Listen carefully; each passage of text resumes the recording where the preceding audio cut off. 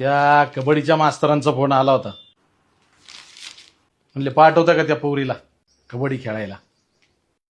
मी पण म्हणलं आता काही वय आहे का तिचं खेळायचं.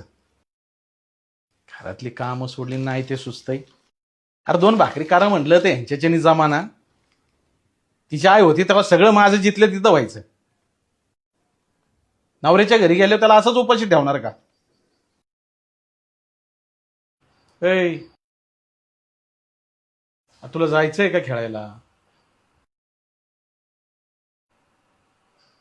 नाही ना. नाही.